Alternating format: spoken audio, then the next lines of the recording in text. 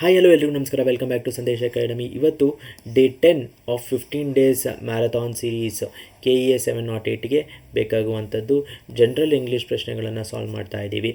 ಇದರಲ್ಲಿ jumbled lines, active ಪ್ಯಾಸಿವು ಮತ್ತು singular plural related ಆದಂಥ ಪ್ರಶ್ನೆಗಳನ್ನು ನಾವು ಸಾಲ್ವ್ ಮಾಡ್ತೀವಿ. ಡಿಸ್ಕ್ರಿಪ್ಷನಲ್ಲಿ ನಾವು ಟೆಲಿಗ್ರಾಮ್ ಚಾನಲ್ ಇದೆ, ದಯವಿಟ್ಟು ಅದನ್ನು ನೀವು ಫಾಲೋ ಮಾಡಿ. ನನ್ನ ಹೆಸರು ಸಂದೀಪ್ ದೇಶಪಾಂಡೆ. ತಡ ಮಾಡದೆ ಕ್ಲಾಸನ್ನು ಸ್ಟಾರ್ಟ್ ಮಾಡೋಣ. ಮೊದಲನೆಯದಾಗಿ, either of the hotels you suggest are all right by me. ಇದರ ಯಾವ ಪಾರ್ಟಿನಲ್ಲಿ ಎರರ್ ಇದೆ ಅಂತ ನೀವು ಕಮೆಂಟ್ಸಲ್ಲಿ ತಿಳಿಸಿ. ಜಂಬಲ್ಡ್ ಲೈನ್ಸ್ಗೆ ರಿಲೇಟೆಡ್ ಆದಂತಹ ಪ್ರಶ್ನೆಯನ್ನು ನೋಡುವಂತಹ ಸಮಯ.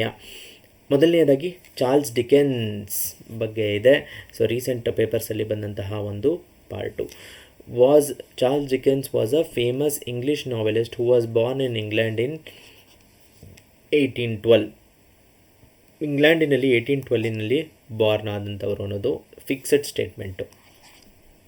ಅದಾದ ಮೇಲೆ ಆಪ್ಷನ್ಸಿನಲ್ಲಿ ಫಸ್ಟ್ ಸ್ಟೇಟ್ಮೆಂಟ್ ಯಾವುದು ಕೊಟ್ಟಿದ್ದಾರೆ ಅದನ್ನು ನಾವು ಚೆಕ್ ಮಾಡಬೇಕು. ಅವರೇನು ಹೇಳ್ತಾ ಇದ್ದಾರೆ, ಪಿ ಅನ್ನುವುದು ಆಪ್ಷನ್ 1 ಪಿ ಅಂತ. Pickwick paper was is first notable work. So ಅವರ ಫಸ್ಟ್ ನೋಟಬಲ್ ವರ್ಕು 25 ಇಯರ್ಸಲ್ಲಿ ಪಿಕ್ವಿಕ್ ಪೇಪರ್ ಬಗ್ಗೆ ಹೇಳ್ತಾ ಇದ್ದಾರೆ. ಸರಿ ಅಂತ ಇಟ್ಕೊಳ್ಳೋಣ. ದೆನ್ ಎಸ್ ಅನ್ನೋದು, Dickens left school at the age of 12 to work in boot blacking factory. Okay, ಇದು ಒಂದು ಪಾಸಿಬಿಲಿಟಿ. ಅವರ ಸ್ಕೂಲಿಂಗ್ ಬಗ್ಗೆ ಹೇಳ್ತಾ ಇರುವಂಥದ್ದು another possibility. Okay, then P ಆದಮೇಲೆ ಕ್ಯೂ ಅಂತ ಹೇಳ್ತಾ ಇದ್ದಾರೆ. 25 ಇಯರ್ಸಿನಲ್ಲಿ ಅವರು ಇದರ ಬಗ್ಗೆ. After 3 years he return to school. ಅವರ ಹಿಂದಿನ ಒಂದು ಪಾರ್ಟ್ ಸ್ಕೂಲಿಂಗ್ ಬಗ್ಗೆ ಹೇಳ್ತಾ ಇರುವಂಥದ್ದು. ಸೊ ಎಲ್ಲೋ ಒಂದು ಕಡೆ ತಪ್ಪಾಗಿ ಕಾಣಿಸ್ತಾ ಇದೆ. This is not the right option, because ಅವರು ಫಸ್ಟ್ ವರ್ಕ್ ಬಗ್ಗೆ ಹೇಳಿದ್ದಾರೆ, ಅದಾದ ಮೇಲೆ ನೆಕ್ಸ್ಟ್ ಏನಾಗುತ್ತೆ ಅಂತ ಹೇಳಬೇಕು. Right, logical sequence. ಎಸ್ ಅನ್ನು ನೋಡೋಣ. ಡಿಕೆನ್ಸ್ ಲೆಫ್ಟ್ ಸ್ಕೂಲ್ ಸರಿಯಾಗಿದೆ. ಎಸ್ ಆದ ಮೇಲೆ one of his famous works David copper field was published at in 1850. So ಈ ಸ್ಟೇಟ್ಮೆಂಟಿನಲ್ಲಿ ಎಸ್ಸಿನಲ್ಲಿ ಆರಲ್ಲಿ ಏನಾಗ್ತಾ ಇದೆ, ಅವರ 1850 ನಾವೆಲ್ ಬಗ್ಗೆ ಹೇಳ್ತಾ ಇದ್ದಾರೆ. ಎನಿವೇ ಸರಿ ಅಂತಲೇ ಇಟ್ಕೊಳ್ಳೋಣ. ಪಿ ಆದಮೇಲೆ ಆರ್ ಅನ್ನುವ ಒಂದು ಸ್ಟೇಟ್ಮೆಂಟು ಪಿಕ್ವಿಕ್ ಪೇಪರ್ ಆದಮೇಲೆ ಅವರ ಮೋಸ್ಟ್ ಫೇಮಸ್ ವರ್ಕ್ ಬಗ್ಗೆ ಹೇಳ್ತಾ ಇರುವಂಥದ್ದು. ಸೊ ಪಿಕ್ವಿಕ್ ಪೇಪರ್ ಆದಮೇಲೆ ಮೋಸ್ಟ್ ಫೇಮಸ್ ವರ್ಕು ನೆಕ್ಸ್ಟ್ ಬರುವಂತಹ ಸ್ಟೇಟ್ಮೆಂಟು ಪಾಸಿಬಿಲಿಟಿ ಇದೆ ಸರಿ ಇರೋದಕ್ಕೆ. ದೆನ್ ಎಸ್ ಅನ್ನುವ statement, Dickens left school at the age of 12 to work in boot blacking factory ಆದಮೇಲೆ after 3 years he return to school. More logical. So ಅವರು school ಬಿಟ್ಟರು, 3 ವರ್ಷ ಆದಮೇಲೆ ಸ್ಕೂಲ್ ಸೇರಿದರು. So age 12, 3 years later 15 he returned back to school. ಸರಿಯಾದಂತಹ more logical statement. Then option 2 ಅನ್ನು ನೋಡೋಣ. ಮತ್ತೆ ಆರ್ ಆದಮೇಲೆ ಕ್ಯೂ ಅಂತ ಇದ್ದಾರೆ. ಸೊ ಎಸ್ ಆದಮೇಲೆ ಆರ್ ಆದಮೇಲೆ ಕ್ಯೂ. ಅವರು ಮೋಸ್ಟ್ ಫೇಮಸ್ ನಾವೆಲ್ ಹೇಳಿದ ಮೇಲೆ ಅವರು ಸ್ಕೂಲಿಗೆ ವಾಪಸ್ ಬಂದರು ಅಂತ ಹೇಳೋದೇನಿದೆ, that is after 3 years. That is wrong. ಅದು ಹಾಗೆ ಆಗೋದಿಲ್ಲ. ಓಕೆ, ಸೊ ಆಪ್ಷನ್ 2 ಅನ್ನು ಎಲಿಮಿನೇಟ್ ಮಾಡ್ಬೋದು. Then P R. ಸೊ ಅವರ ಮೋಸ್ಟ್ ಫೇಮಸ್ ವರ್ಕ್ ಆಯಿತು, ಅವರ ಫಸ್ಟ್ ವರ್ಕ್ ಆಯಿತು, ಮೋಸ್ಟ್ ಫೇಮಸ್ ವರ್ಕ್ ಆಯಿತು ಪಿ ಆರಲ್ಲಿ. ನೆಕ್ಸ್ಟ್ ಏನು ಹೇಳ್ತಾ ಇದ್ದಾರೆ, ಕ್ಯೂ. ಆಫ್ಟರ್ 3 years ಈ return to school. No, logically wrong ಆಗಬೇಕು. ಯಾಕಂದರೆ ನಾವು ಮೋಸ್ಟ್ ಫೇಮಸ್ ವರ್ಕ್ ಆದಮೇಲೆ ಸ್ಕೂಲಿಂದ ವಾಪಸ್ ಬಂದರು ಅಂತ ಹೇಳೋದು ಹೇಗಿದೆ. So Q is wrong. ನಮ್ಮ ಕನ್ವಿನ್ಸಿಂಗಿಗೋಸ್ಕರ 4 ಅನ್ನು ಮತ್ತೆ ನೋಡೋಣ. ಎಸ್ ಆದಮೇಲೆ ಕ್ಯೂ ವಾಪಸ್ ಬಂದರು. ಅದಾದ ಮೇಲೆ ಪಿ 25 ಇಯರ್ಸಿನಲ್ಲಿ ಅವರು ಫಸ್ಟ್ ವರ್ಕನ್ನು ಬರೆದರು. ಅದಾದ ಮೇಲೆ R, that is he published is most famous work when he was in 1850 ಅಂದರೆ ನಿಮಗೆ 38 ವರ್ಷಕ್ಕೆ ಅವರು ಮೋಸ್ಟ್ ಫೇಮಸ್ ವರ್ಕ್ ಬರೆದರು. This is the most logical sequence of this. Okay, right. ಮುಂದಿನ ಪ್ರಶ್ನೆಯನ್ನು ನೋಡೋಣ.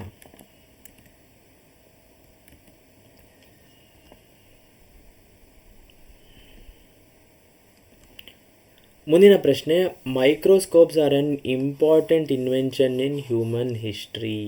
ಓಕೆ, ಸೊ ಮೈಕ್ರೋಸ್ಕೋಪ್ಸಿನ ಬಗ್ಗೆ ಮಾತಾಡ್ತಾ ಇದ್ದೀವಿ. ಫಸ್ಟ್ ಆಪ್ಷನ್ನಲ್ಲಿ ಪಿ ಅಂತ ಇದ್ದಾರೆ.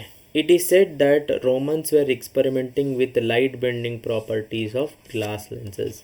ಸೊ ರೋಮನ್ಸು ಹಿಂದಿನ ಟೈಮಿನಲ್ಲಿ, ರೋಮನ್ ಎಂಪೈರ್ ಟೈಮಿನಲ್ಲಿ ಗ್ಲಾಸಿನ ಸುತ್ತ ಲೈಟ್ ಹೇಗೆ ಬೆಂಡ್ ಆಗುತ್ತೆ ಅಂತ ಟ್ರೈ ಮಾಡಿದರು. ಓಕೆ.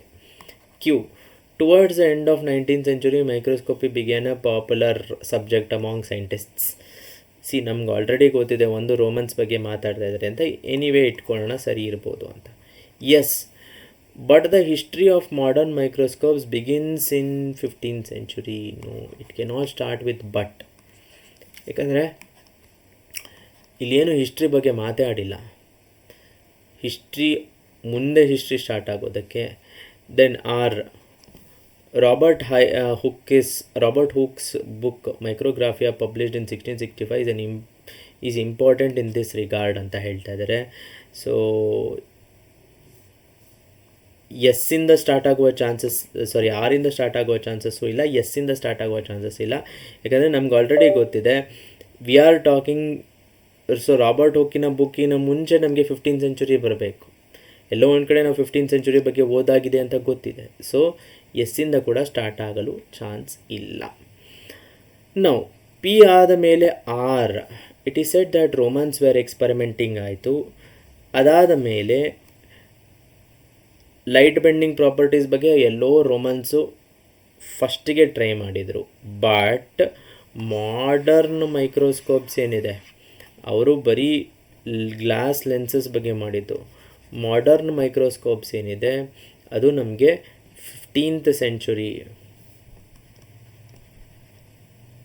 ಇದು ರೋಮನ್ಸ್ 15th centuryಯಲ್ಲಿ ಮಾಡಿದ್ರು. ಸರಿ ಇದೆ, ಫಸ್ಟ್ ಲಾಜಿಕ್ಕು. ಇಲ್ಲಿ ಕ್ಯೂ ಬರ್ತಾ ಇದೆ, that is towards the end of 19th century ಆಯಿತು. ಅದಾದಮೇಲೆ ಎಸ್ ಬರ್ತಾ ಇದೆ. ಕ್ಯೂ ಆದಮೇಲೆ ಎಸ್ ಅಂದರೆ 1665 ಮೈಕ್ರೋಗ್ರಾಫಿಯಾ ಅನ್ನುವ ಬುಕ್ ಬರೆದ್ರು. No, logically wrong. ಯಾಕಂದರೆ ನಾವು 19th century ಆಲ್ರೆಡಿ ಬಂದಾಗಿದೆ. This is wrong. So 15th century ಆದ ಮೇಲೆ ಎಸ್ ಬರ್ತಾ ಇದೆ, ದಟ್ ಈಸ್ 1665 ಮೈಕ್ರೋಗ್ರಾಫಿ ಅನ್ನುವ ಬುಕ್ ಬರೆದಿರೋದು. ಅದಾದ ಮೇಲೆ ಕ್ಯೂ ಬರ್ತಾ ಇದೆ, which is 19th century microscopy ಒಂದು ಪಾಪ್ಯುಲರ್ ಸಬ್ಜೆಕ್ಟ್ ಆಗಿರೋದು. ಸೊ ಈ ರೀತಿಯಾಗಿ ನಾವು ಜಂಬಲ್ಡ್ ಸ್ಟೇಟ್ಮೆಂಟ್ಸಿನ ಪ್ರಾಬ್ಲಮ್ಸನ್ನು ಸಾಲ್ವ್ ಮಾಡ್ತೀವಿ.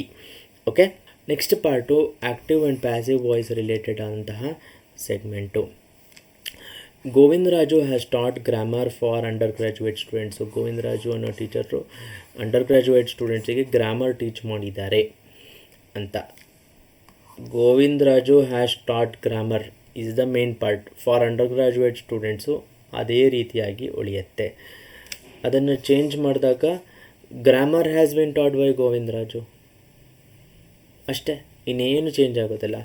ಗ್ರಾಮರ್ ಗೋವಿಂದರಾಜು, ಮಧ್ಯದಲ್ಲಿ Govindaraju has taught grammar has been taught. ಇಲ್ಲಿ ನೆಕ್ಸ್ಟ್ ಆಪ್ಷನ್ಸನ್ನು ನೋಡೋಣ. Govindaraju has been good in teaching, ಇದೆಲ್ಲ ಏನು ಬರೋದೇ ಇಲ್ಲ. ಗುಡ್ಡು ವೇರ್ ಇಸ್ ದ ಮೇನ್ ಕ್ವೆಶನಲ್ಲೇ ಅದು ಇಲ್ಲ. ಗ್ರಾಮರ್ ಹ್ಯಾವ್ ಬೀನ್ ಆಗೋದಿಲ್ಲ, ಯಾಕಂದರೆ grammar is singular. So have ಬರಬೇಕು ಅಂದರೆ ಪ್ಲೂರಲ್ ಇರಬೇಕು. ಸೊ 3 ರಾಂಗ್ ಆಗುತ್ತೆ. ಗ್ರಾಮರ್ ಹ್ಯಾಡ್ ಬೀನ್, ಇದು ಯಾವಾಗ ಬರುತ್ತೆ ಅಂದರೆ ಇಲ್ಲಿ ಗೋವಿಂದರಾಜು ಹ್ಯಾಡ್ ಟಾಟ್ ಗ್ರಾಮರ್ ಅಂತಿದ್ದಾಗ ಅವಾಗ ಹ್ಯಾಡ್ ಬೀನ್ ಟಾಟ್ ಅಂತ ಆಗುತ್ತೆ. ಸೊ 4 ಕೂಡ ರಾಂಗ್ ಆಗುತ್ತೆ. 1 is the right answer. Okay, ಮುಂದಿನ ಪ್ರಶ್ನೆಯನ್ನು ನೋಡೋಣ. ದ ಇನ್ಸ್ಟಿಟ್ಯೂಷನ್ನು, ಸೊ ನಮ್ಮ ಇನ್ಸ್ಟಿಟ್ಯೂಷನ್ ಏನಿದೆ, is giving credit to the ಫೌಂಡರಿಗೆ ಕ್ರೆಡಿಟನ್ನು ಕೊಡ್ತಾ ಇದ್ದಾರೆ. Which is the correct passive voice? Okay, ಫೌಂಡರ್ಗೆ ಇನ್ಸ್ಟಿಟ್ಯೂಷನ್ನು ಕ್ರೆಡಿಟ್ ಕೊಡ್ತಾ ಇದೆ. The founder is being given the credit by the institution. The founder ಇಲ್ಲಿದೆ ಈಸ್ ಗಿವಿಂಗ್ ಹೆಂಗೆ ಚೇಂಜ್ ಆಗುತ್ತೆ ಅಂತ ಅಂದರೆ is being given. Has been given ಅಲ್ಲ, has been the institution has given credit ಅಂತ ಇದ್ದಾಗ ಅದಕ್ಕೆ passive voice has been given ಆಗುತ್ತೆ. ಸೊ ಇದರ ಆ್ಯಕ್ಟಿವ್ ವಾಯ್ಸಲ್ಲಿ has given credit. Okay, being ಅಂತ ಆ್ಯಕ್ಟಿವ್ ಪ್ಯಾಸಿವ್ ಥಿಯರಿಯಲ್ಲಿ ಒಂದು major part. Okay, so 2 wrong ಆಗುತ್ತೆ. The institution is given the credit to by the founder, ಇದೆಲ್ಲ ಈ ಥರದನ್ನೆಲ್ಲ ನೀವು ಇಮಿಡಿಯೇಟಾಗಿ ಎಲಿಮಿನೇಟ್ ಮಾಡ್ಬೋದು. The founder of the institution has given credit to the institution, this is completely illogical. ಜನ ಎಲ್ಲ institution ಎಲ್ಲ ಸೇರಿ ಫೌಂಡರಿಗೆ ಕ್ರೆಡಿಟ್ ಕೊಡ್ತಾ ಇದ್ದಾರೆ ಅಷ್ಟೇ meaning. So 1 is the right answer. Is giving, is being given. Then the organizers of the conference will give you the certificate of participation towards the end of the conference. First option, will give you. Okay, so you ಇಂದ start ಆಗಬೇಕಿದೆ. Okay, so ಎಲ್ಲ you ಇಂದ start ಆಗ್ತಾಯಿದೆ.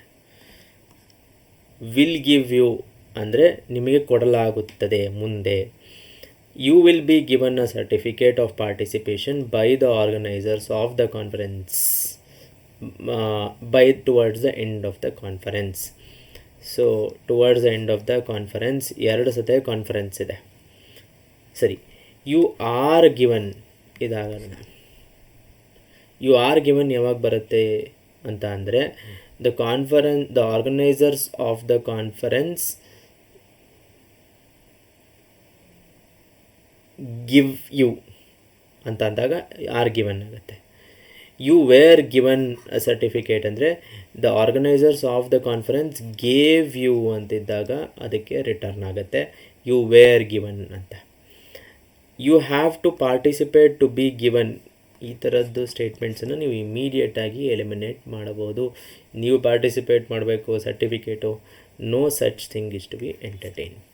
So option 1, you will be given a certificate of participation by the organisers at the end of the conference. Okay,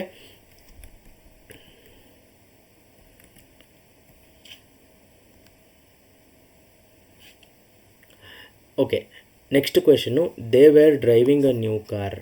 so ಇವರಿಬ್ಬರು ಇದ್ದಾರೆ, ಒಂದು ಹೊಸ car ತೊಗೊಂಡಿದ್ದಾರೆ. ಈಗೆಲ್ಲ ಕಾರ್ ತೊಗೊಂಡು ನಿಮಗೆ ಸಾಕಷ್ಟು ಸಂಭ್ರಮ ಮಾಡಿ ಕಳಿಸ್ತಾರೆ.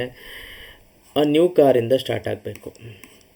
ಡ್ರೈವಿಂಗ್ ಅನ್ನೋದು ಪ್ರೆಸೆಂಟ್ ಕಂಟಿನ್ಯೂಯಸ್ ಇರೋದ್ರಿಂದ ನಿಮಗೆ ಅದು ಪಾಸ್ಟ್ ಕಂಟಿನ್ಯೂಯಸ್ಸಿಗೆ ಹೋಗುತ್ತೆ ಪ್ಯಾಸಿವ್ ವಾಯ್ಸಲ್ಲಿ. ಯಾಕಂದರೆ ಅದು ಆಗೋಗಿದೆ, ನಾನು ರಿಪೋರ್ಟ್ ಅಂದರೆ ಆಗೋಗ್ತಾ ಇರುವಂತಹ ಸಮಯ. So a new car was driven ಆಗಲ್ಲ, ನಾನು ಆಗಲೇ ಹೇಳಿದೆ ಬೀಯಿಂಗ್ ಅಂತ. ಸೊ ವೇರ್ ಡ್ರೈವಿಂಗ್ ಇರೋದು ಬೀಯಿಂಗ್ ಡ್ರಿವನ್ ಆಗಬೇಕು.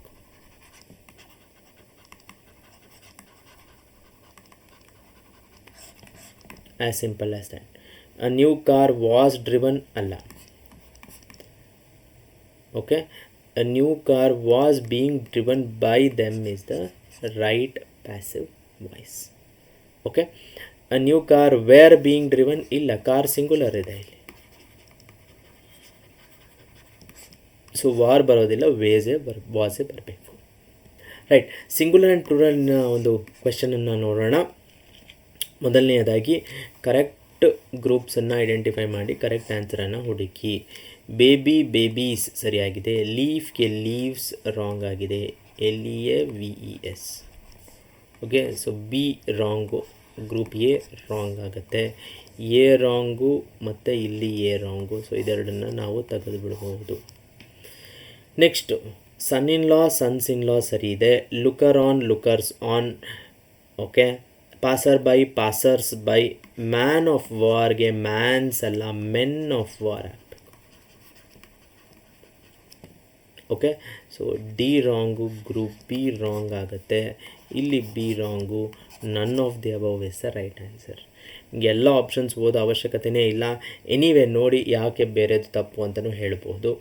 ಮೌಸ್ಗೆ ಮೈಸು, ಗೂಸ್ಗೆ ಗೀಸ್, SE ಬರಬೇಕು. ಸೊ ಬಿ ರಾಂಗ್ ಆಗುತ್ತೆ, ಇದು ರಾಂಗು. ಕ್ಯಾಟಲ್ಗೆ ಪ್ಲೂರಲ್ಲು ಕ್ಯಾಟಲ್ಲೇ, ಕ್ಯಾಟಲ್ಸ್ ಅನ್ನೋ ವರ್ಡ್ ಇಲ್ಲ. ಓಕೆ, ಮತ್ತು ವರ್ಮಿನ್ಗೆ ಪ್ಲೂರಲ್ಲು ವರ್ಮಿನ್ನೇ, ವರ್ಮಿನ್ಸ್ ಅಂತ ವರ್ಡ್ ಇಲ್ಲ. ಸೊ ಗ್ರೂಪ್ ಡಿ ಕೂಡ ರಾಂಗ್ ಆಗುತ್ತೆ. ಸೊ ಈ ರೀತಿಯಾಗಿ ನಾವು ಸಿಂಗುಲರ್ ಪ್ಲೂರಲಿನ ಆ್ಯಸ್ ಆ್ಯಂಡ್ ವೆನ್ ನಮ್ಮ ವೊಕ್ಯಾಬ್ಯುಲರಿ ಇನ್ಕ್ರೀಸ್ ಆಗ್ತಿದ್ದಂಗೆ ಸಿಂಪಲ್ಲಾಗಿ ಸಾಲ್ವ್ ಮಾಡಬಹುದು. ರೈಟ್, ಮುಂದಿನ ಕ್ಲಾಸಲ್ಲಿ ಸಿಗೋಣ. ಮತ್ತು ಸಪೋರ್ಟಿಗೆ ಇಲ್ಲಿ ಧನ್ಯವಾದ.